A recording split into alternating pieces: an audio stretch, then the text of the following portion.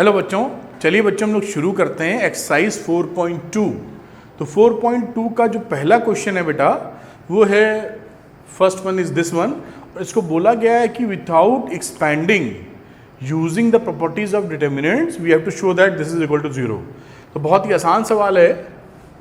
देखिए क्या करेंगे हम लोग, हमें प्रॉपर्टी पता है, जब इस तरह का डिटर्मिनेंट लिखा हो और एक कॉलम दो के सम के फॉर्म में लिखा है तो इसको हम लोग लिख सकते हैं इस डिटर्मिनेंट को x y z a b c और फिर x y z प्लस ये प्रॉपर्टी ऑफ डिटर्मिनेंट है और फिर लिखेंगे x y z और ये हो गया, ये z है, आप ऐसे लगा देते हैं तो z पक्के तौर पे दिखने लगेगा और ये आ जाता है a b c और लास्ट वाला बचा हमारा a b c।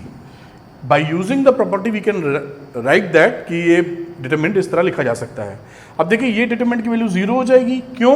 क्योंकि इसमें फर्स्ट कॉलम और थर्ड कॉलम सेम है और हम लोगों ने पढ़ा है कि किसी डिटरमिनेंट के अंदर अगर दो कॉलम या दो रोज आइडेंटिकल हों तो उसकी वैल्यू 0 होती है। इसी तरह ये 0 और उसी तरह ये 0 हो गया क्योंकि इसमें C1, C2 और C3 सेम है और इसका आंसर आ गया 0। तो इस तरीके से पहला क्वेश्चन आप सॉल्व कर सकते हैं। चलते हैं हम लोग दूसरे क्वेश्चन पे। अब बच्चों देखते हैं क्वेश्चन नंबर 2 और क्वेश्चन नंबर 2 में देखिए हमारे पास ये डिटरमिनेंट दिया हुआ है और विदाउट एक्सपेंडिंग हमको शो करना है कि इसकी वैल्यू 0 है। तो कुछ भी नहीं करना है, बहुत सादा सरल सवाल है ये। इसको क्या करेंगे हम लोग, ऑपरेशन लगाएंगे, C1 को चेंज करेंगे, C1 plus C2 plus C3 तीनों को जोड़ दीजिए आप। जब आप जोड़ेंगे तो A माइनस बी में B प्लस C जोड़ो और C माइनस J जोड़ो, तीनों जोड़ के लिखो। तो B से B कट जाएगा, C से C कट जाएगा, माइनस A से प्लस A कट जाएगा, 0 आ जाएगा। देख पा रहे होंगे आप। इसी तरह यहाँ देखिए B minus C minus A minus B, इन तीनों को जोड़ेंगे तो यहाँ भी 0 आ जाएगा और इन तीनों को जोड़ेंगे तो यहाँ भी 0 आ जाएगा और बाकी जो वैल्यू लिखी है वो लिखे रहने दीजिए आप। तो अब हम ये समझ गए कि किसी भी डिटरमिनेंट में अगर पूरी रो या पूरा कॉलम 0 है तो उसका वैल्यू ऑटोमेटिक 0 होगा, क्योंकि इसके C1 के लॉन्ग खोलोगे तो सब 0 0 0 मिलेगा और पूरा 0 हो जाएगा। तो कोई भी एक कॉलम या कोई भी एक पूरा रो अगर 0 होता है तो उसकी वैल्यू डिटरमिनेंट की 0 आती है। तो क्वेश्चन नंबर 2 हो जाता है इस तरीके से। तो चलिए बच्चों अगला क्वेश्चन देखते हैं और यह है क्वेश्चन नंबर 3। तो 3 में देखिए ये वैल्यू लिखी है, इसको एक्सपैंड किए बिना using the properties of determinants हमको ये शो करना है कि इसकी वैल्यू 0 है। तो आइए देखते हैं, यहाँ पर ऑपरेशन लगा देते हैं बेटा। यहाँ पर हमको दिख रहा है 65, 75, 86 बड़े नंबर्स हैं। तो हम लोग क्या करेंगे, C3 में हम सब्सट्रैक्शन दे देंगे 9 इंटू C2 का। 9 इंटू C2 क्यों? क्योंकि जब 7 9 63 को घटाएंगे 65 में 2 बचेगा और 8 9 72 को घटाएंगे तो 3 बचेगा और फिर 9 9 81 को घटाएंगे तो 5 मिलेगा और ये रो कॉलम इस कॉलम के बराबर हो जाएगा, वैल्यू 0 आ जाएगी। देखिए साहब यहाँ आ गया 2 3 5 7 8 9। अब ये 65 में आप सब्सट्रैक्ट कर रहे हैं 9 C2, 7 9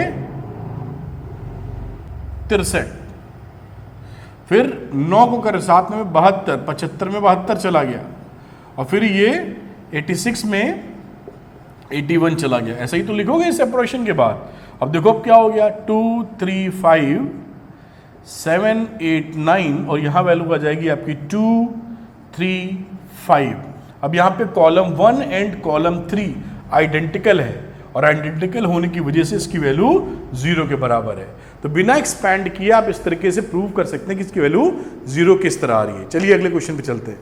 तो बेटा क्वेश्चन नंबर 4 देखते हैं हम लोग। और 4 में जैसा गिवन है इसको थोड़ा मैं तोड़ के लिख लेता हूँ और तोड़ के ना लिखूँ तो मैं सीधे ही कह देता हूँ क्योंकि आपको दिखाई तो पड़ ही रहा है।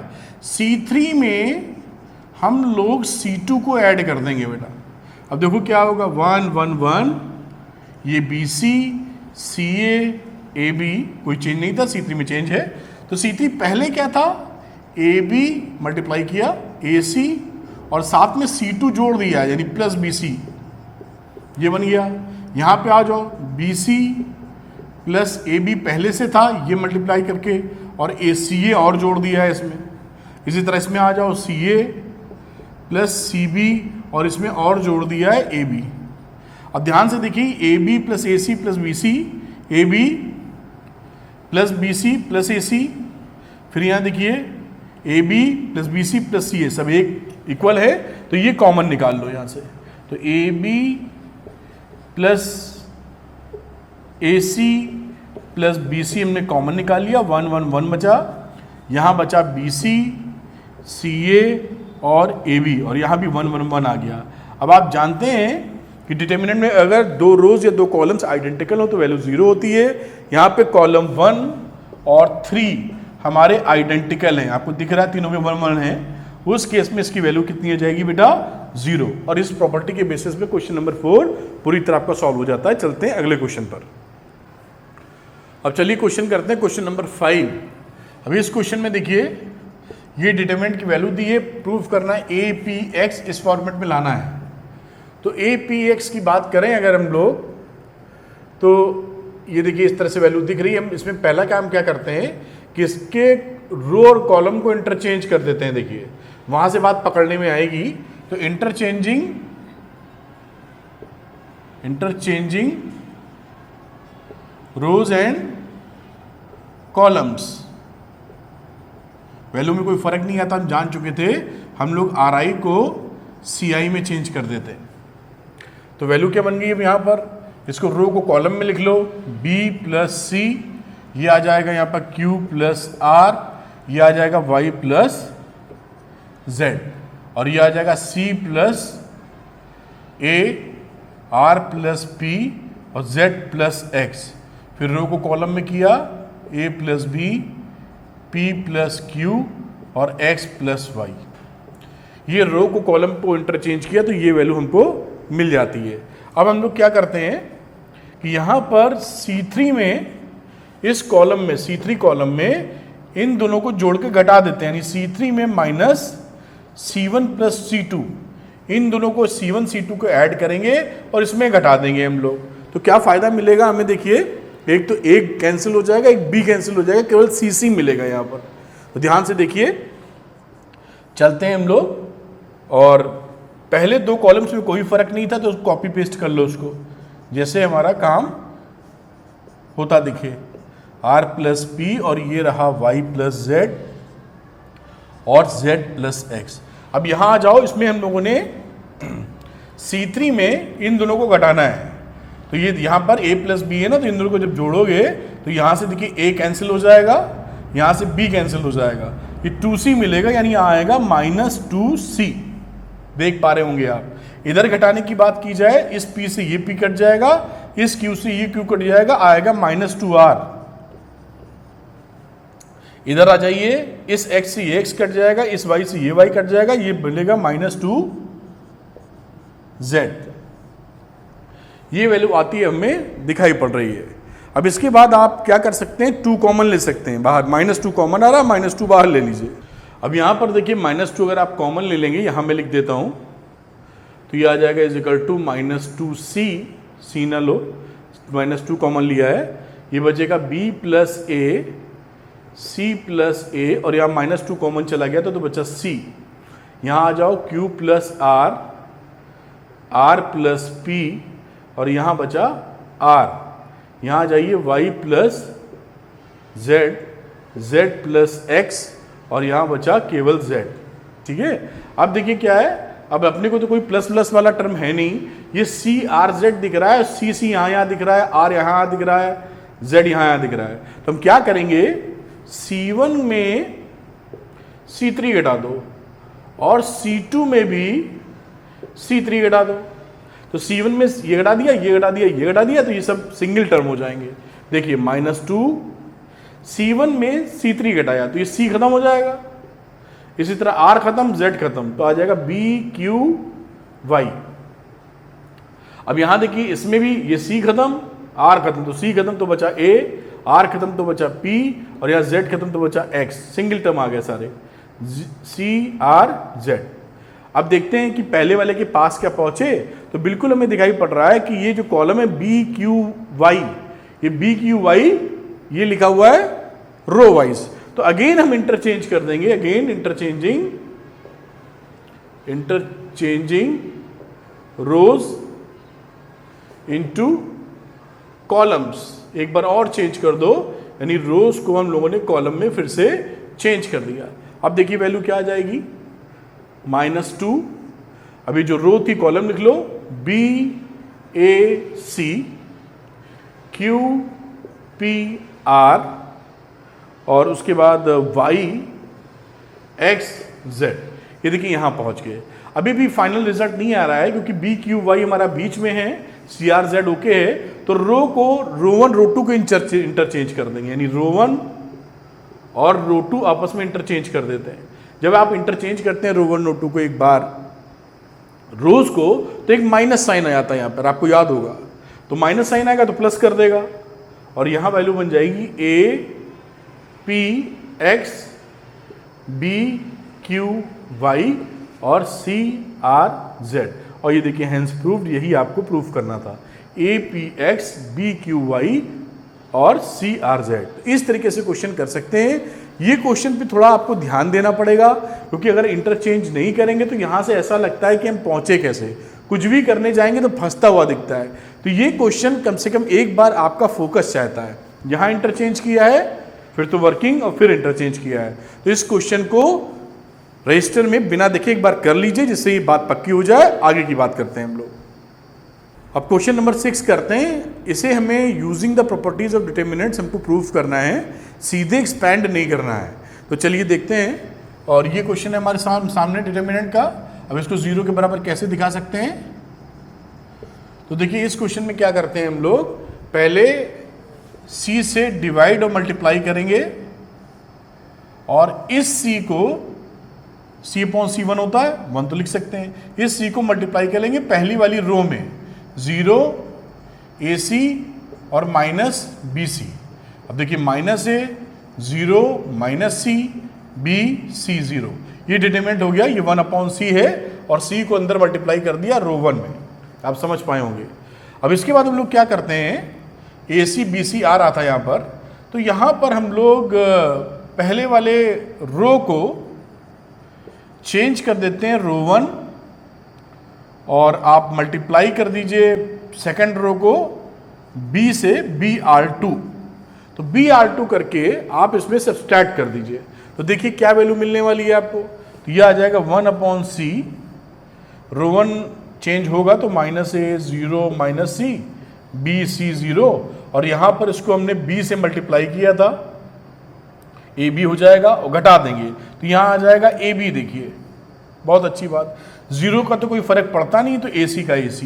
यहां पे हम लोगों ने B से मल्टीप्लाई किया था, तो B से मल्टीप्लाई करोगे तो -BC, एक माइनस और है घटाते वक्त, तो -BC में से जब -BC घटाओगे तो वैल्यू 0 आ जाएगी। ये देखिए 0 आ गई वैल्यू, ये हमारा एक्सप्रेशन बन गया।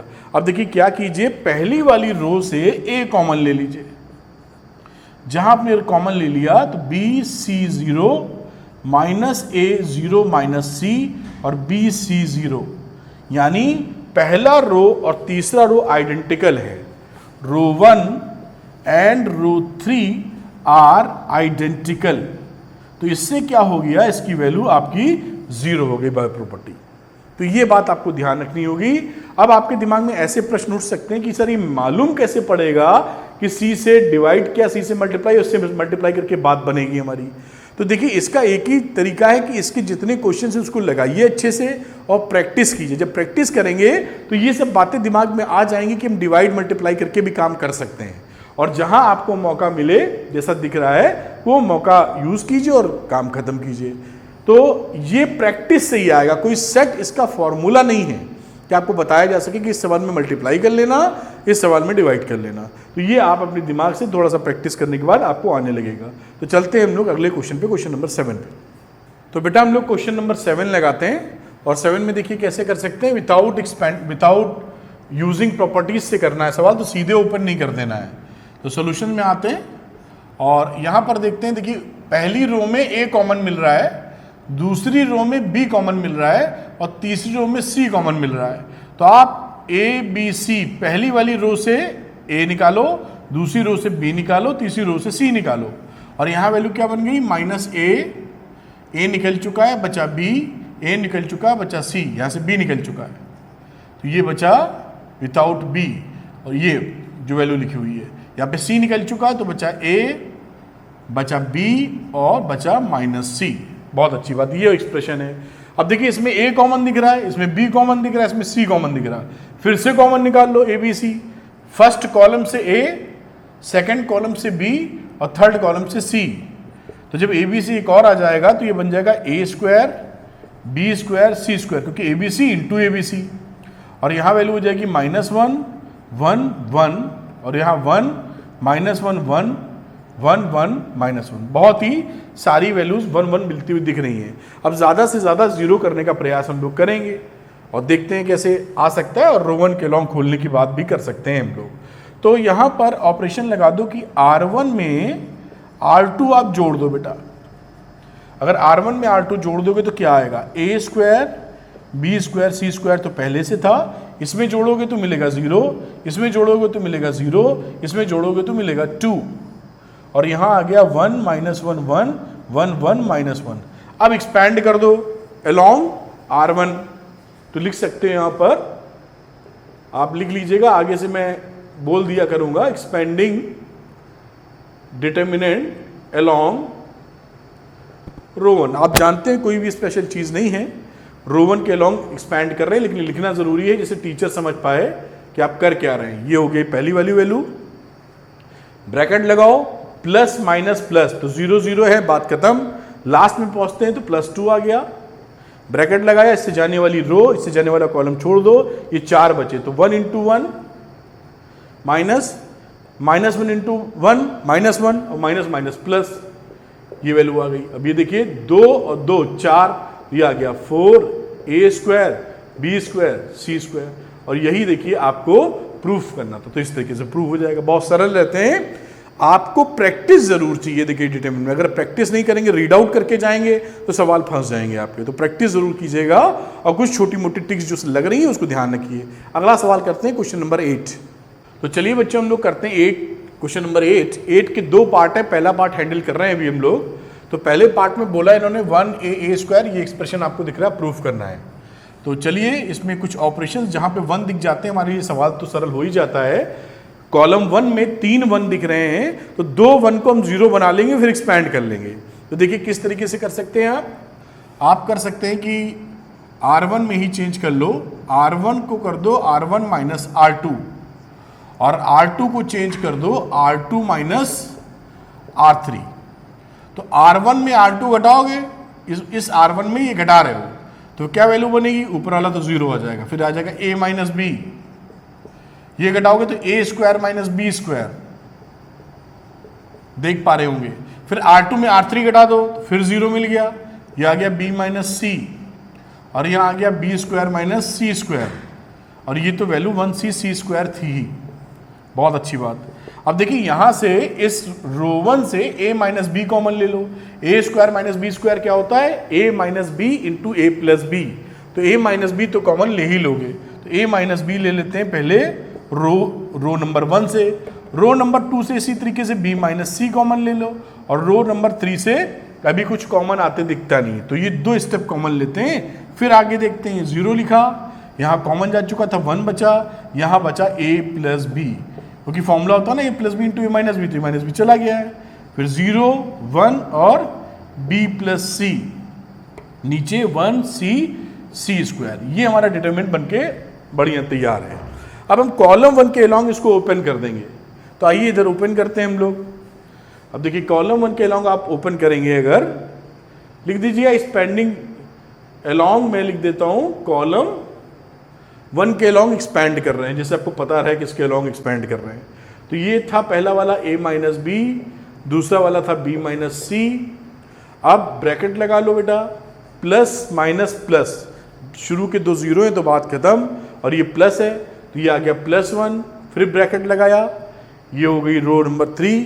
अब ये और ये हटा लो, ये 4 बचे, तो b + c minus a + b × 1 यानी -a और -b, ये एक्सप्रेशन आया। अब देखिए a - b - c, और यहां पर ये b कैंसिल हो रहा है, तो क्या आ गया c - a, और देखिए हेंस प्रूव्ड हो गया। यही आपको प्रूफ करना था 8th के फर्स्ट पार्ट में, जो आप आराम से प्रूफ कर पा रहे हैं। चलिए अब देखते हैं 8 का सेकेंड पार्ट। तो चलिए बेटा 8 का सेकेंड पार्ट देखते हैं हम लोग। अब इसमें देखिए ये डिटर्मिनेंट है, उसको इसके बराबर प्रूफ करना है और इसमें दे रखा है कॉलम 1 में 1 1 1। तो हमारी कोशिश रहेगी कि रो 1 में दे रखा 1 1 1, तो रो 1 को ही हम 0 0 कर लेते हैं। तो कैसे 0 0 कर लेंगे, देखिए कॉलम 1 जैसे लिखा हुआ है तो C1 को चेंज कर दो C1 माइनस C2 से, और C2 को चेंज कर दो जैसे अभी किया था C2 माइनस C3 से। अब देखिए लिखे, देखिए इस C1 में C2 हटा दिया, 1 माइनस 1 0, A माइनस B, और ये आ जाएगा A cube minus B cube. तो A cube minus B cube का फॉर्मूला आपको याद होगा, यहां मैं लिखता हूं फिर हटाना पड़ेगा। A माइनस B क्यूब का फॉर्मूला होगा A minus B A square plus B square plus AB। इस फॉर्मूले का इस्तेमाल करेंगे, मतलब ये फॉर्मूले का मतलब है A cube minus B cube आ जाएगा यहाँ। तो ये एक्सप्रेशन लिख दीजिए जो नीचे लिखा है। तो ये आ गया A माइनस B और A square plus B square plus AB। समझ पा रहे होंगे आप। आगे की बात करते हैं हम लोग। फिर कॉलम 2 में कॉलम 3 घटाया है तो यहाँ वैल्यू आ जाएगी 0, यहाँ आ जाएगी B माइनस C, और यहाँ पर B cube minus C cube यानी अगेन B माइनस C और B square plus C square plus BC, और लास्ट में तो कोई चेंज हम लोगों ने किया नहीं, तो 1C और C क्यूब, ये डिटरमिनेंट बना। अब कॉलम 1 से A माइनस B बाहर ले लो, कॉलम 2 से B माइनस C कॉमन ले लो, तो क्या वैल्यू बची A माइनस B और B माइनस C। यहाँ क्या आया 0 1 A square plus B square plus AB, यहाँ पर 0 1 और यहाँ वैल्यू बची B square plus C square plus BC, और ये तो वैल्यू 1C स्क्वायर था ही।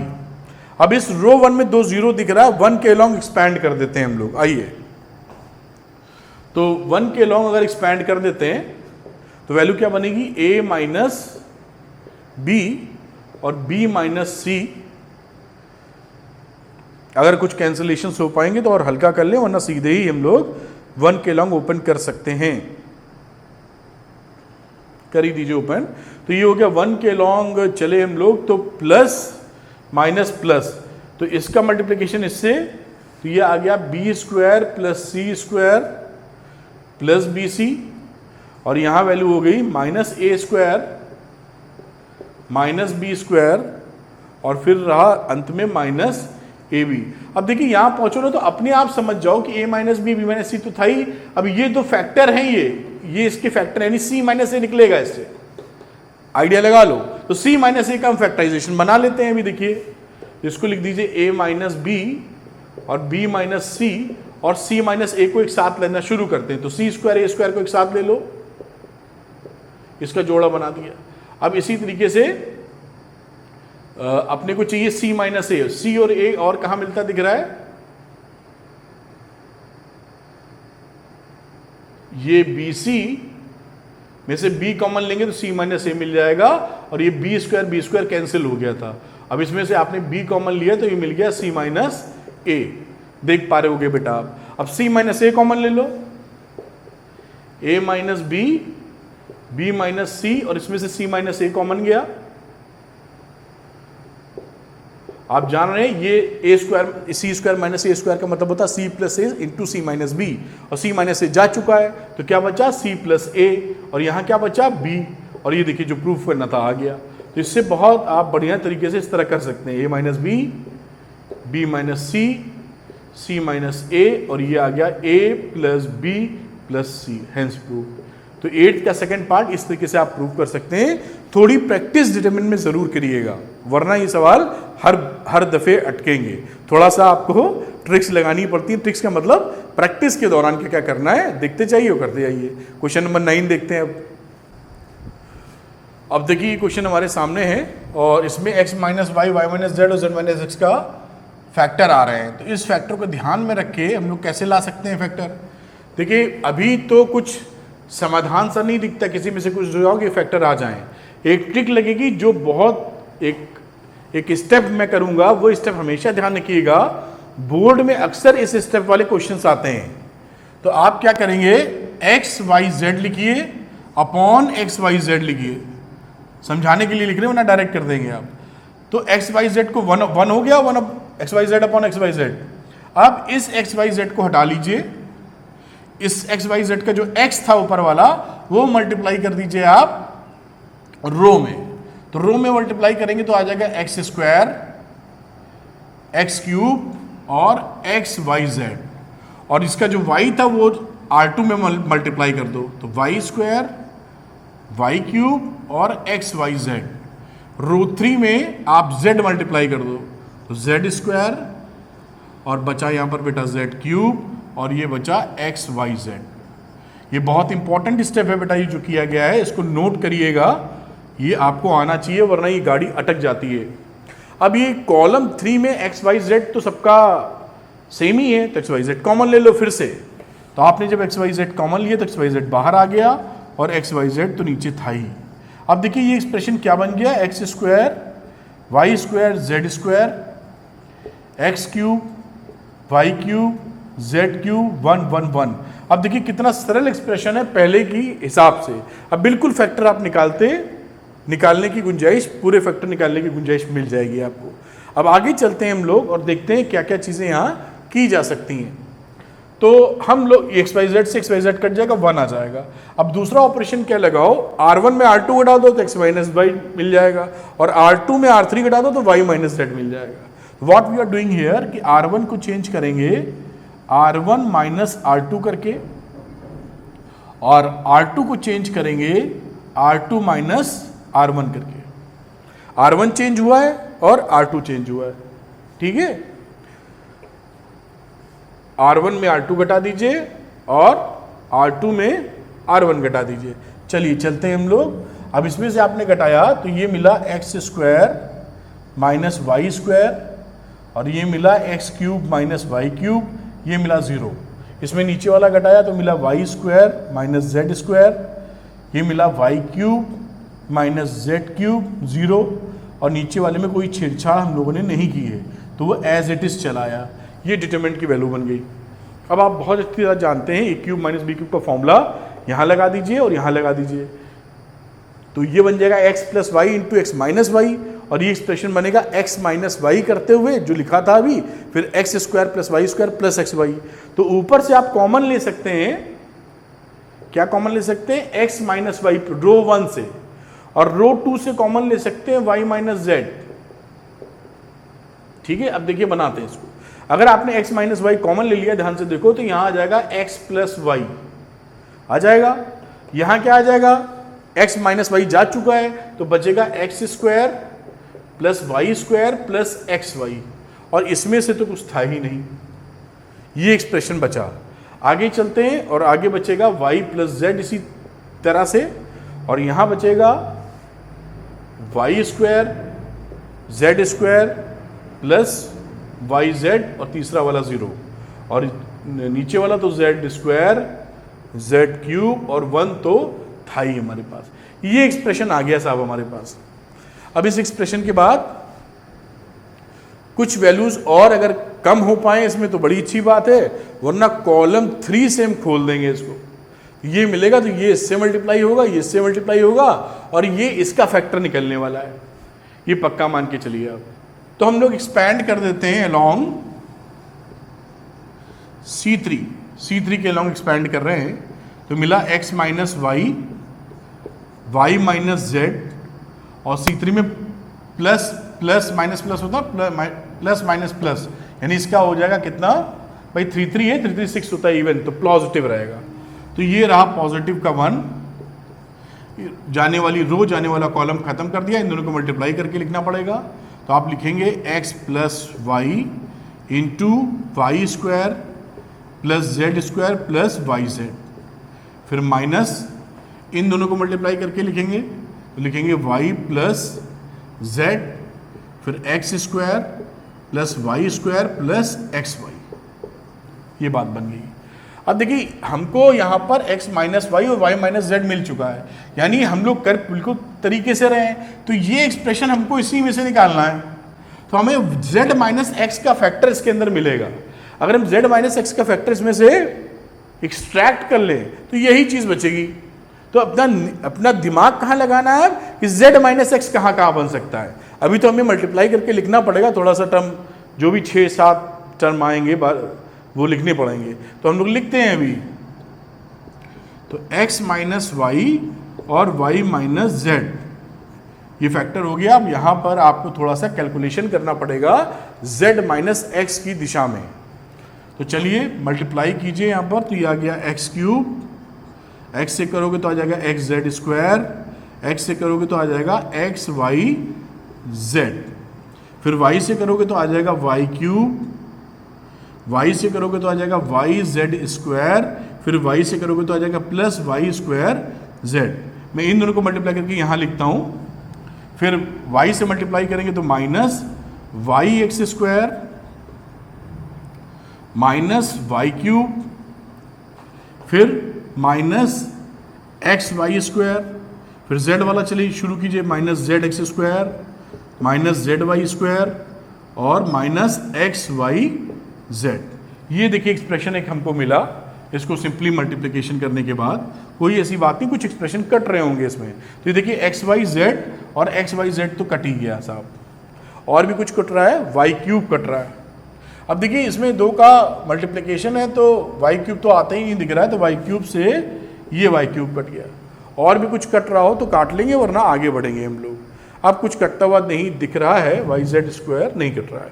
अब इस एक्सप्रेशन को इस दिशा में z माइनस एक्स का फैक्टर बनाने की कोशिश करेंगे, y माइनस जेड। तो यहाँ अब देखिए यहाँ जो मल्टीप्लाई किया तो वो एक्स वाई स्क्वायर था, एक्स क्यूब तो आने का कोई हिसाब ही नहीं है। तो ये वैल्यू आई है एक्स वाई स्क्वायर, ठीक है। तो एक्स वाई स्क्वायर। अब हम देखते हैं z माइनस एक्स की पेयरिंग कहाँ कहाँ से आएगी। तो एक्स जेड स्क्वायर है और एक्स जेड इसके साथ मिल रहा है, ये इसके साथ ले लो बेटा। तो देखिए मैं इसको और इसको बेटा और इसको एक साथ ले रहे हैं हम लोग। ये एक्स वाई स्क्वायर कैंसिल ही हो जाना चाहिए लगता है। ये देखिए एक्स वाई स्क्वायर कैंसिल हो गया है। अब एक्स जेड स्क्वायर को इसके साथ ले लो तो लिखोगे x Z square minus z x square, ये दोनों पेयर बन गए। अभी कॉमन लेंगे, काम खत्म हो जाएगा। वाई जेड स्क्वायर बना और वाई स्क्वायर जेड मिला। तो अभी इन दोनों को पेयर नहीं बनाएंगे क्योंकि बनाओगे तो माइनस नहीं आएगा बीच में।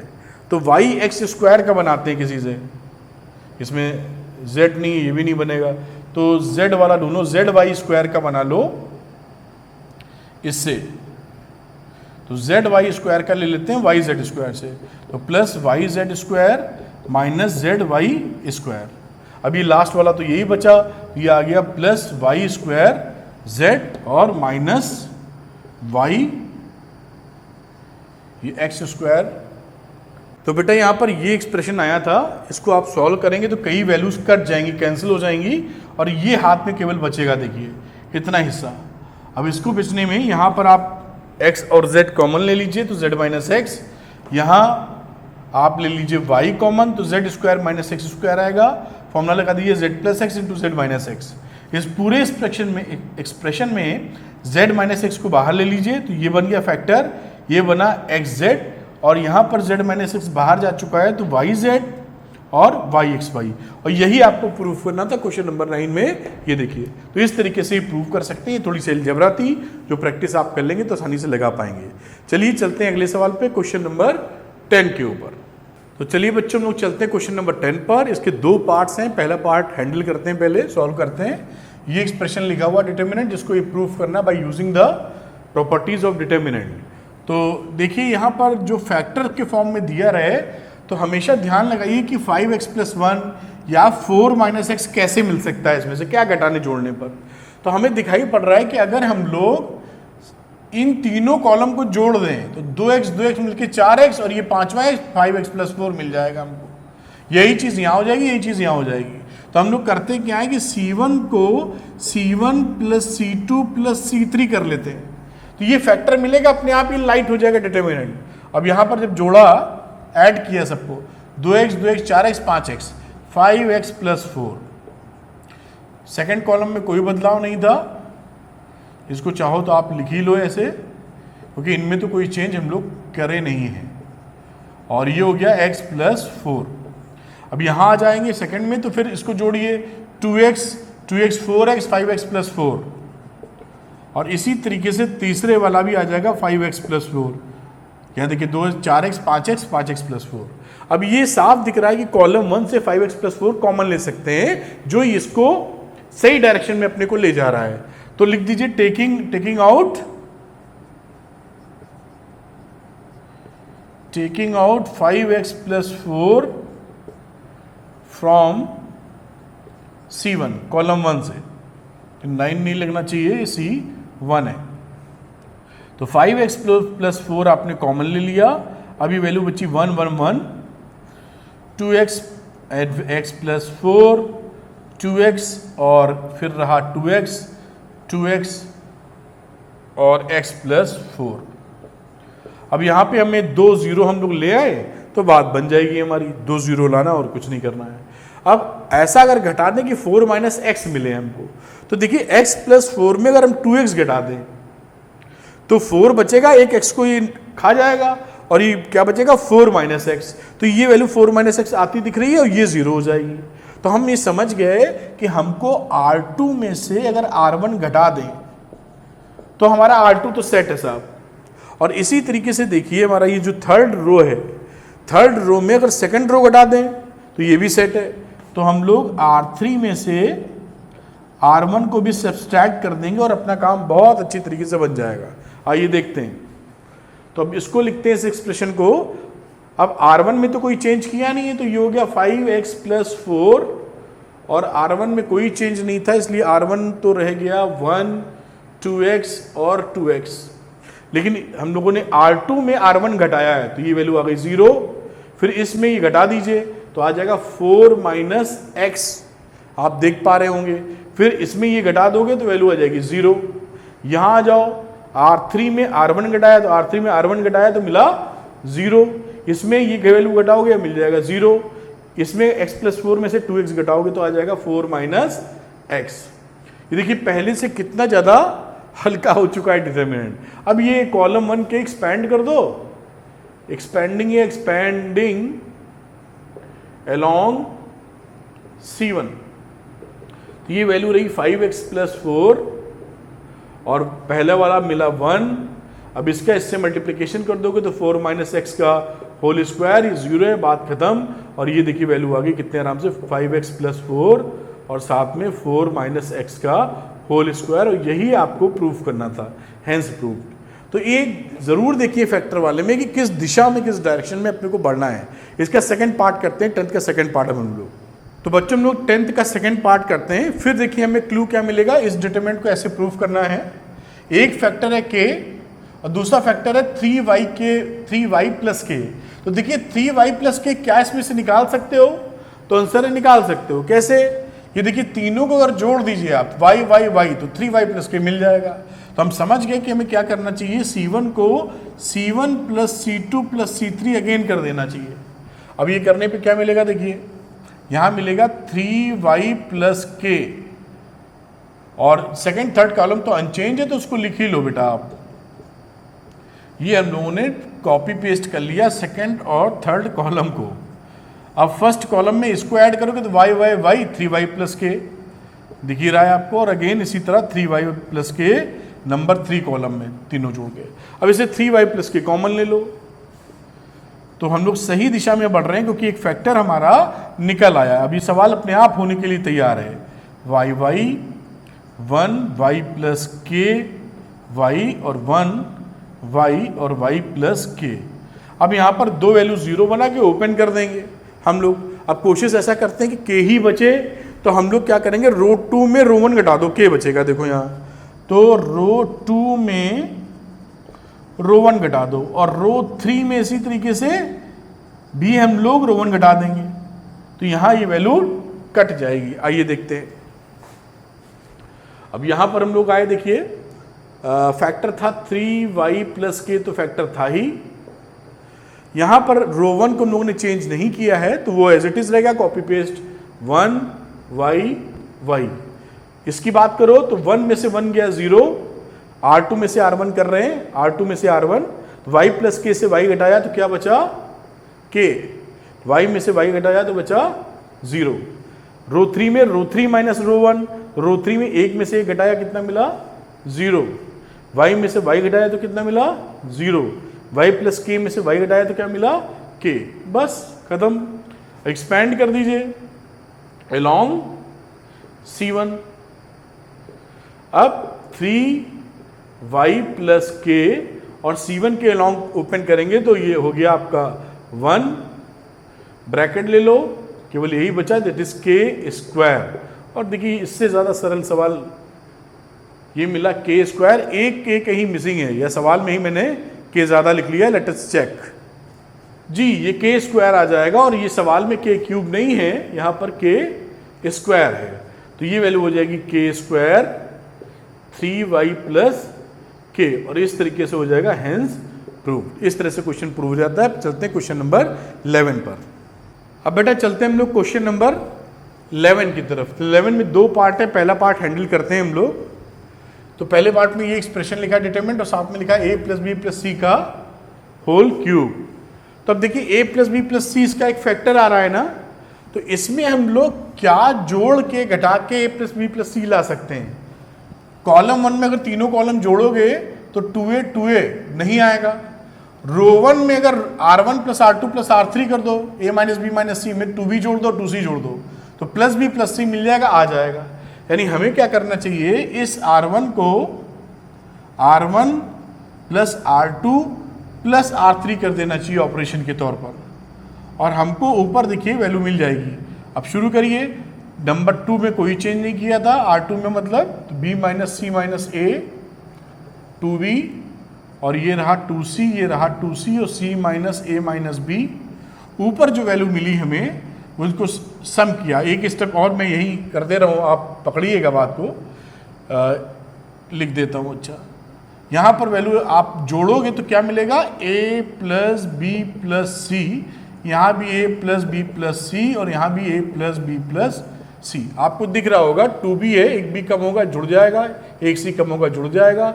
यहाँ भी आप जाएंगे, एक c कम होगा एक c बचेगा, एक a कम होगा एक a बचेगा, b है सिंगल, इसी तरह इसका। अब इसमें से आप a प्लस बी प्लस सी, यही मैं स्टेप लिखना चाह रहा था कि 1 1 1 सीधे लिख दूँ, तो ये वैल्यू हो जाएगी 2b, b minus c minus a, और फिर 2b, अब 2c और c minus a minus b। ये सिचुएशन बनी हुई है। अब थोड़ा सा हम लोग ध्यान देते हैं कि a प्लस बी प्लस सी इसमें से कैसे आ सकता है, क्या चीज़ किस में घटाएं, क्योंकि 3 1 मिल रहे हैं, 2 0 करके ओपन कर सकते हैं। तो अगर हम इसमें ये 2b घटा दें तो क्या मिल जाएगा, क्या देखिए घटा देंगे तो माइनस b आ जाएगा और मिल जाएगा लग रहा है यहाँ पर देखिए, और ये 0 भी आ जाएगा। तो बिल्कुल सही रास्ते पे हम लोग चल रहे हैं इसका मतलब। अब यहाँ पर क्या करिए, C2 में C1 सब्सट्रैक्ट कर दीजिए, और इसी तरीके से C3 में हम लोग C1 सब्सट्रैक्ट कर देते हैं। तो ये चेंज करने की कोशिश है, 1 छोड़ के सेकेंड 2 देखते हैं कहाँ पहुँचते हैं। तो ये वैल्यू आ जाती है, ये छोटा सवाल बन रहा है आगे, तो इधर कर लेते हैं। अब यहाँ पर आइए, और पहले तो a प्लस बी प्लस सी था ही हमारे पास, तो a प्लस बी प्लस सी, ये तो वैल्यू आई गई। अब आगे चलते हैं, तो आगे आपने C2, ये 1 तो C1 में कोई चेंज नहीं किया है, 1 2b 2c, ये इसको ऐसे ही लिखा रहने दो। अब C2 में C1 घटा दो, तो 1 में से 1 गया 0,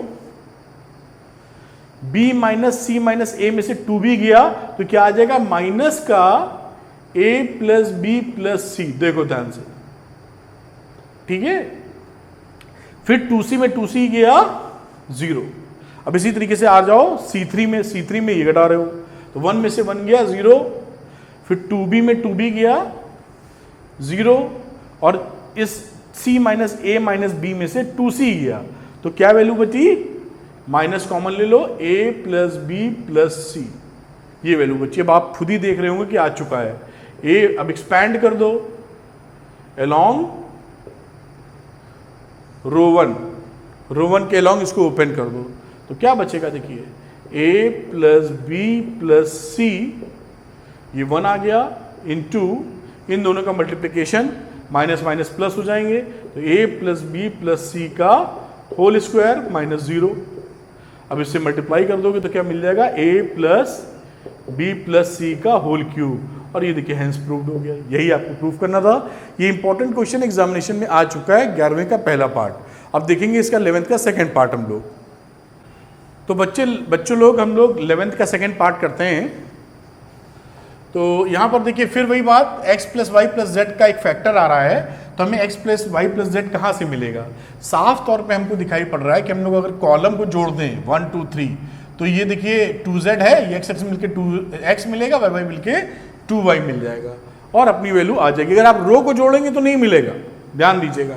तो हम लोग क्या करेंगे, दिख गया जब कि C1 को C1 plus C2 plus C3 कर देंगे, और ध्यान रखिएगा उसको हम बाहर भी ले रहे हैं तुरंत का तुरंत ही, आप दिमाग लड़ाइएगा। इसमें हम लोगों ने तीनों बातें जोड़ दी हैं, C1 में C2 C3 जोड़ दिया है, तो ये क्या यहाँ पर क्या बन चुका है, लिख दो भाई, ये बन गया आपका 2x plus Y plus z. ये क्या बन गया है, 2x plus Y plus z. ये क्या बन गया है, 2x plus Y plus Z. सब जोड़ दिया ना इसमें, C1 C2 C3, और ये वैल्यू रही x और ये वैल्यू रही y plus z plus 2x और x। यहाँ क्या रही वैल्यू, y और z plus x plus 2y। अब इस कॉलम 1 में से आप ये कॉमन ले लीजिए, तो 2 कॉमन ले लिया, x plus Y plus z, 1 1 1, ये वैल्यू हो गई x y plus z plus 2x x, और ये हो गई value y z plus x plus 2y। एक फैक्टर हम लोग निकाल चुके, 2 भी निकाल चुके, अभी x plus Y plus z का स्क्वायर इसके अंदर है कहीं। अब हमें ये देखना है कि x plus Y plus z का फैक्टर हम कैसे ला सकते हैं। तो देखिए इसमें से अगर ऊपर वाला घटा दें तो x plus Y plus Z मिल जाएगा, बस बात पकड़ में आ गई। यानी रो 2 में से रो 1 सब्सट्रैक्ट कर दीजिए, और इसी तरीके से देखिए z plus x plus 2y, अगर y घट जाए इसमें तो बात बन जाएगी। तो आप क्या करो, रो 3 में से भी रो 1 घटा दो, और देखिए कितने आराम से सवाल होने वाला है। तो यहाँ पर देखिए R2 में से R1 घटाएंगे तो क्या वैल्यू बचेगी, तो इक्वल टू लिखा, 2 लिखा, और x plus Y plus z तो हमारा आ ही चुका था। आगे चलते हैं, और R2 में R1 में तो कोई चेंज है नहीं, तो 1x y। अब हमने R2 में R1 घटाया, R2 में R1 घटाया, तो ये आ गया 0। इसमें ये घटाओगे तो क्या आ जाएगा, x plus Y plus z. इसमें ये घटाओगे तो मिलेगा 0। तीसरे में R3 में फिर से R1 घटा दो तो मिल जाएगा 0। x में x घटाया तो मिल जाएगा 0, और इस वैल्यू में ये वैल्यू y घटाओगे तो क्या मिल जाएगा, x plus Y plus z. ये डिटरमिनेंट मिल गया। अब कितना इजी, ये एक्सपैंड कर दो अलोंग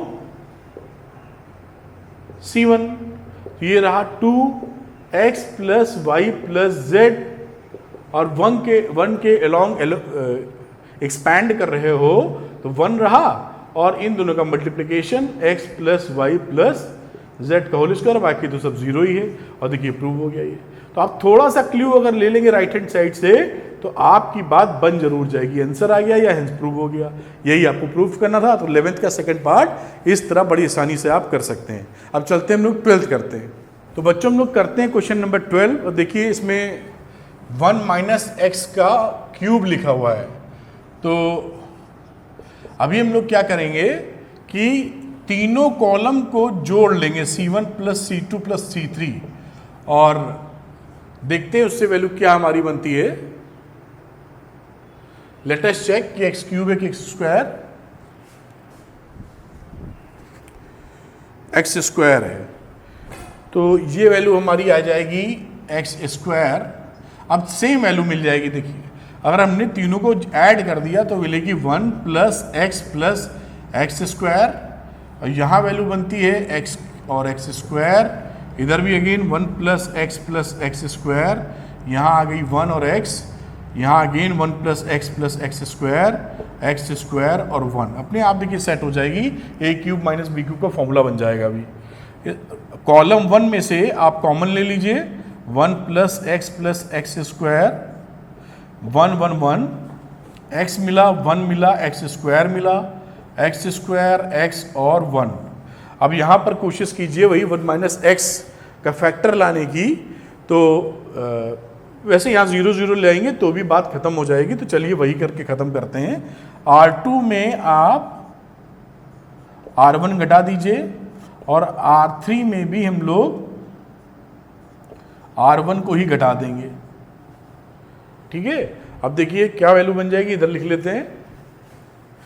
तो ये वैल्यू बन गई साहब 1 प्लस एक्स स्क्वायर, ऊपर रहा 1x स्क्वायर, कुछ चेंज नहीं था।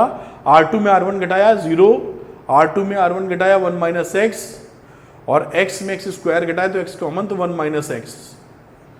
अब R3 में R1 घटाओ तो 0, x स्क्वायर में x घटाओगे तो क्या आ जाएगा, x कॉमन ले लो तो x माइनस 1 बचेगा, फिर यहाँ 1 माइनस एक्स स्क्वायर बचेगा। ये एक्सप्रेशन हमारा आ गया। अब बड़े आराम से सवाल को आगे बढ़ाया जा सकता है। 1 प्लस एक्स स्क्वायर, इसमें से कॉमन ले लो 1 माइनस एक्स, तो ये रहा 1 माइनस एक्स। इसमें से भी कॉमन ले लेते हैं 1 माइनस एक्स, माइनस साइन लगा लेंगे यहाँ पर। अब ये वैल्यू हमारी क्या बनी, ये तो हो जाएगा स्क्वायर, लेकिन 1 एक्स स्क्वायर, 0 1 और x, यहाँ वैल्यू क्या आई, यहाँ आई 0 और माइनस एक्स, क्योंकि 1 माइनस एक्स कॉमन लिया है ना, ये x माइनस 1 है। अब यहाँ पे 1 प्लस एक्स 1 माइनस एक्स आएगा, 1 माइनस एक्स जा चुका है तो 1 प्लस एक्स बचेगा। अब देखिए ये वैल्यू क्या बनी, 1 प्लस एक्स स्क्वायर, और ये वैल्यू बनी 1 माइनस एक्स का होल स्क्वायर। देखते हैं और वैल्यू क्या आने वाली है यहाँ पर। अब यहाँ पर हमने 1 के कॉलम 1 के लॉन्ग एक्सपैंड कर दिया, तो क्या 1 प्लस एक्स मिला और माइनस एक्स स्क्वायर मिला। देखिए आप देख पा रहे होंगे प्लस एक्स स्क्वायर मिला, तो 1 plus x into minus plus करके हुए। अब ये भी स्क्वायर हो गया, देखिए वैल्यू ये हो गया 1 प्लस एक्स स्क्वायर का होल स्क्वायर, 1 माइनस एक्स का होल स्क्वायर। तो उसको क्या लिख सकते हो, 1 minus x into 1 plus x square का होल स्क्वायर। और ये किसका फॉर्मूला बन गया, a minus b, a square plus b square plus a b, यानी 1 माइनस एक्स क्यूब, और ये इसका स्क्वायर। और देखिए हेंस प्रूव्ड, ये आंसर आ गया इसका जो आपको प्रूफ करना था, 1 माइनस एक्स स्क्वायर का एक्स क्यूब का स्क्वायर। इस तरह से क्वेश्चन नंबर 12 लगा सकते हैं। अब चलेंगे क्वेश्चन नंबर 13 पर। तो चलिए बच्चे हम लोग शुरू करते हैं क्वेश्चन नंबर 13। और 13 ये दिया हुआ, इसको प्रूफ कर रहा है। देखिए राइट हैंड साइड पे फोकस कीजिए, कहीं पे 1 plus a square plus b square हमको चाहिए। ये फैक्टर कहाँ से आ सकता है, तो देखिए 1 plus a square minus B square दिया है, अगर प्लस बी स्क्वायर चाहिए तो इस वाली वैल्यू को बी से मल्टीप्लाई करके यहाँ पर घटा देना चाहिए। कैसे, देखिए ये लिखने का मतलब है C1 को C1 माइनस बी से मल्टीप्लाई करो C3 को, तो जब बी से मल्टीप्लाई करोगे तो आ जाएगा माइनस 2b स्क्वायर, और जब माइनस करोगे तो माइनस माइनस प्लस हो जाएगा, तो बी स्क्वायर से एडजस्ट हो जाएगा और ये फैक्टर हमको मिल जाएगा। बड़ी अच्छी बात। अब C2 में चलो बेटा, अब C2 में देखिए ये फैक्टर को देखो, 1 माइनस ए स्क्वायर, अगर हम a मल्टीप्लाई करके जोड़ दें इसमें तो ये भी बात बन जाएगी। तो C2 को क्या करो, C2 में हम लोग C3 का मल्टीप्लिकेशन करके ऐड कर देते हैं, तो C2 प्लस AC3। अब ये काम बनता दिखता है, लेट अस सी कहाँ पहुंचते हैं। ये दोनों ऑपरेशन लगाएंगे तो C1 में C1 माइनस B3, तो B से मल्टीप्लाई किया जोड़ा तो मिला 1 plus a square plus b square, ये वैल्यू यहाँ आ गई। दूसरा यहाँ पर हम लोगों ने B से मल्टीप्लाई किया था तो 2ab आ गया, यहाँ पर आपको घटाओगे तो आ जाएगा 0। अब यहाँ पे वैल्यू देखिए, तो इसको हम लोगों ने मल्टीप्लाई किया था B से, और यहाँ पे घटाने चले तो ये 2b लिखोगे, और 2b में यहाँ b आएगा ना, तो एक ही b बचेगा यहाँ, तो क्या बचेगा b प्लस ए स्क्वायर, और साथ में b से मल्टीप्लाई भी कर रखा आपने b, और plus b cube, minus b से मल्टीप्लाई करके जोड़ दो, ऐसा सोच लो। तो माइनस बी से मल्टीप्लाई किया तो माइनस बी, प्लस हो गए दोनों, ए स्क्वायर बी और plus b cube, minus b ने एडजस्ट किया तो ये वैल्यू मिल गई। अभी देखते हैं कहाँ मिलता है, बी कॉमन आ रहा है इसमें से, अगर कॉमन आ रहा है तो लिख लेना चाहिए। तो ये वैल्यू क्या बन जाएगी, b ले लो कॉमन, तो 1 plus a square plus b square, ये वैल्यू देखिए मिल गई यहाँ पर, b plus 1 square B square, यहाँ से कॉमन निकाल लेंगे फिर। और सेकंड में आ जाओ बेटा, C2 में AC3 जोड़ना है। तो C2 2AB था, A से मल्टीप्लाई करोगे -2AB जोड़ोगे 0 आ जाएगा। अब फिर आगे चलते हैं, A से मल्टीप्लाई करना है यहाँ पर और इसमें जोड़ना है, तो 2A² जोड़ोगे तो मिलेगा 1 + A² + B²। समझ गए होगे। फिर यहाँ A से मल्टीप्लाई करो, जब A से मल्टीप्लाई करोगे तो A आ जाएगा, -A³ हो जाएगा, -AB² हो जाएगा। और यहाँ पे जब जोड़ोगे तो ये A इस A को किल कर देगा, मतलब क्या वैल्यू मिलेगी मैं लिखता हूँ फिर कॉमन ले लूँगा। तो ये रहा -2A साहब, और यहाँ A से मल्टीप्लाई मारा है तो ये मिला A -A³ -AB²। देखिए ये वैल्यू आएगी A से मल्टीप्लाई करने के बाद। अब यहाँ पे -2A में से A एक करोगे तो माइनस मिल जाएगा, ये आएगा -A -A³ -AB², ये मिलेगा। अब तीनों में -A कॉमन ले लो तो क्या वैल्यू बची, 1 + A² + B²। ये दिख रहा है आपको। तो हम लोग फाइनली इसको पकड़ के चल रहे हैं। ये जो वर्किंग है ये केवल दिमाग में रखिए आप, मैंने करके दिखाई जिससे आप बात पकड़ पाए। आगे आते हैं 2B -2B फिर 2A और ये रहा 1 -A² -B²। बड़ी अच्छी बात। आगे चलते हैं हम लोग। अब कॉलम 1 में से ये कॉमन ले लो, 1 + A² + B², और कॉलम 2 से भी कॉमन ले लो 1 + A² + B², तो बाहर आ जाएगा स्क्वायर इसका, 2 बार कॉमन आया ना। यहाँ वैल्यू बची 1 0 और यहाँ बची केवल B। यहाँ क्या बची 0, यहाँ क्या बची 1 और यहाँ क्या बची -A। समझ रहे होगे तुम। और यहाँ आ गई -2B, यहाँ आ गई 2A, 1 -A² -B²। ये एक्सप्रेशन आ गया। ठीक है। अब देखिए किसी के अलॉन्ग अगर कुछ बने तो खोल दीजिए, और मुझे पूरी उम्मीद है ये वैल्यू मिल जानी चाहिए। कोई और 0 आ रहा तो 0 कर लेते हैं, तो 0 आता कोई दिख नहीं रहा, एक्सपैंड कर देते हैं हम लोग कॉलम 1 के अगेंस्ट में। अब एक काम हो सकता है, हम लोग रो 3 को चेंज कर देते हैं, रो 3 -B × रो 1, तो ये 0 मिल जाएगा और यहाँ कुछ फर्क पड़ेगा नहीं, और इसको करोगे तो प्लस मिल जाएगा। तो शायद ये वैल्यू और बेहतर स्थिति में हम लोग की आ जाए। अब देखिए वैल्यू हुई 1 + A² + B² का स्क्वायर।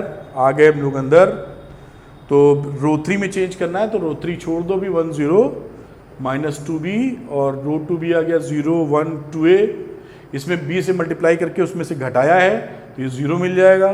B से मल्टीप्लाई करके कोई कुछ फर्क नहीं पड़ेगा। B से मल्टीप्लाई करके जोड़ा करो तो आसान पड़ता है। -B से करोगे तो आ जाएगा +2B²। 2B² यहाँ करोगे तो क्या वैल्यू मिलेगी, 1 -A² और प्लस का B²। अब कॉलम 1 के अगेंस्ट में ओपन कर दीजिए, 1 + A² + B² का स्क्वायर, और ये रही वैल्यू 1, इसका इससे मल्टीप्लिकेशन 1 -A² + B² माइनस इसका इससे मल्टीप्लिकेशन, तो माइनस प्लस 2A²। अब आगे चलते हैं, आ गया यहाँ तक 1/A² + B² का होल स्क्वायर, और यहाँ वैल्यू क्या बची, 2B² में एडजस्ट करोगे तो आ जाएगा 1 + A² + B²। और ये फाइनल आंसर आपके हाथ में है, 1 + A² + B² का होल क्यूब, हेंस प्रूव्ड। इस तरह से आप क्वेश्चन नंबर 13 लगा सकते हैं। तो क्वेश्चन ध्यान से देखिए, ये सारे इंपॉर्टेंट हैं, एक बार जरूर आप रजिस्टर में लगाइएगा, बिना देखे तभी आपको आएगा। क्वेश्चन नंबर 14 पे चलते हैं। चलिए बच्चे हम लोग करते हैं क्वेश्चन नंबर 14। तो 14 में ये एक्सप्रेशन दिया है, कि इंपॉर्टेंट क्वेश्चन है, जरूर इसको ध्यान से देखें। अब इसको ये 1 + A² + B² + C² प्रूव करना है। डायरेक्ट हमें नहीं दिखाई पड़ रहा कैसे आएगा, लेकिन इसको करने का ट्रिक क्या है कि हम लोग रो 1 में से A कॉमन लेंगे, रो 2 में से B कॉमन लेंगे, और रो 3 में से C कॉमन लेंगे। तो ये देखिए A B C आ गया कॉमन, A आया है रो 1 से, तो ये बना A + 1/A, यहाँ बना केवल B, यहाँ बना केवल C। इससे कॉमन लिया था B, तो बचा A, B + 1/B। ऐसा ही एग्जाम्पल में क्वेश्चन था, B कॉमन गया है, C बचा, यहाँ C कॉमन गया है तो A बचा, B बचा, और C + 1/C बचा। ये सिचुएशन हमारे सामने अब आती है। अब आने के बाद हम थोड़ा सिंप्लीफिकेशन करेंगे। हम लोग क्या कर सकते हैं, R2 को R1 से घटा दीजिए, ये 0 मिल जाएगा, और R3 को R2 हम लोग चेंज कर रहे हैं, तो R2 को फिर इस्तेमाल करना ठीक नहीं होगा। तो R2 को R1 में घटा दीजिए और फिर R3 में R1 घटा दीजिए। ऐसा करते हैं हम लोग। तो देखिए क्या मिलेगा, A B C, R2 में R1 घटाओगे, ये R2 R1 में कोई फर्क नहीं है, 1/A/B/C। इसमें ऊपर वाला घटाया तो -1/A बचा, इसमें ऊपर वाला घटाया तो 1/B बचा, इसमें ऊपर वाला घटाया तो 0 बचा। R2 में R1 घटाया था। फिर R3 में R1, A में ये घटाओ तो -1/A मिला, इसमें ये घटाओगे तो ये -1/A मिलेगा, इसमें ये घटाओगे तो 0 मिलेगा, इसमें ये सब्सट्रैक्ट करोगे तो 1/C मिलेगा। यहाँ पहुँच गए हम लोग, अब इस सिचुएशन में पहुँच गए। अब देखते हैं कि हम लोग आगे क्या करते हैं। तो देखिए आगे क्या करेंगे, इस A वाले को हम लोग कॉलम 1 में डाल देंगे, इसको कॉलम 1 में डाल देंगे, इसको कॉलम 2 में डाल देंगे, इसको कॉलम 3 में डाल देंगे। ये करिए, देखिए ये नॉर्मलाइज हो जाएंगे और हमारा सवाल निकलता हुआ दिखेगा। तो A1 को मल्टीप्लाई कर दिया अंदर कॉलम 1 में, तो ये आ गया A² + 1 और नीचे वाला बचा -1 और ये वाला बचा अगेन -1। अब ये B को इधर मल्टीप्लाई कर दिया तो ये बन गया B², ये बन गया B और ये बन गया 0। अगले में इसको C से मल्टीप्लाई यहाँ कर दिया तो ये बन गया C² 0C। ये देखिए काफ़ी पहले से काफ़ी लाइट लग रहा है ये देखने में। और अब अभी अपने को यहाँ पहुँचना है तो और भी इन दोनों वैल्यू को 0 करने का प्रयास करते हैं हम लोग, वरना ओपन करने में दिक्कत आएगी। तो हम लोग क्या करते हैं, तो बेटा हम लोग यहाँ पर जब B से मल्टीप्लाई किए थे कॉलम नंबर 2 को, तो ये वैल्यू हो जाएगी B²। 1/B को B से मल्टीप्लाई करोगे तो 1 और B को 0 से करोगे तो 0। अभी जो C था वो C3 में मल्टीप्लाई किया था तो ये C² 0 1, C² 0 1। अलोंग R3 इसको एक्सपैंड कर दीजिए, अलोंग R3 हमने एक्सपैंड किया तो -1 प्लस माइनस प्लस होता है तो प्लस के तौर पे -1। यहाँ पर रो और कॉलम खत्म हो गई तो 0 × B² 0 -C², बात खत्म, +1 0 का मामला खत्म। तीसरे का लेके आया फिर प्लस आ जाएगा, प्लस माइनस प्लस +1, रो और कॉलम खत्म, 1 × A² + 1 माइनस B² × -1 यानी -B², तो माइनस B² हो जाएगा +B²। अब इसको ओपन कर दीजिए, यहाँ आया C² A² + 1 + B² और ये चीज़ आ गई जो प्रूफ करनी थी। तो 14 नंबर क्वेश्चन इस तरीके से सॉल्व हो सकता है। अब चलेंगे हम लोग 15 नंबर क्वेश्चन पर। क्वेश्चन नंबर 15 देखते हैं। इसमें बोला है कि let A be a square matrix of order 3/3, then KA is equal to, KA का डिटर्मिनेंट, सपोज करिए जो मैट्रिक्स हमारे पास वो 3/3 की है, यानी A1 B1 C1 A2 B2 C2 और A3 B3 C3, ये ऑर्डर 3/3 की मैट्रिक्स है। अब कहते हैं KA का डिटर्मिनेंट चाहिए साहब। तो जब आप KA करते हो तो आप जानते हो कि मैट्रिक्स में हर एलिमेंट K से मल्टीप्लाई हो जाएगा। तो ये KA2 देखिए, KB2 और KC2, इसी तरीके से KA3 KB3 और KC3, ये आपका बनेगा मैट्रिक्स। अब इस मैट्रिक्स का आप डिटर्मिनेंट लेने जाओगे तो डिटर्मिनेंट अगर इस मैट्रिक्स का लोगे KA का डिटर्मिनेंट, तो इसका डिटर्मिनेंट बनेगा ऐसे ही लिख के आप लिख दोगे, यानी KA1 KA2 KB1 है ये और ये C1, फिर KA2 KA3, इसी तरह KB2 बेटा KB3 KC2 KC3। उम्मीद है मैंने करेक्ट लिखा है, ठीक है। अब डिटर्मिनेंट में आप जानते ही हैं कि एक K यहाँ से कॉमन लेंगे, एक K यहाँ से, K यहाँ से, तो ये वैल्यू आ जाएगी K3। Determinant of A1 B1 C1 A2 B2 C2 और ये A3 B3 C3, तो ये K3 रहा और ये डिटर्मिनेंट किसका है, A का है।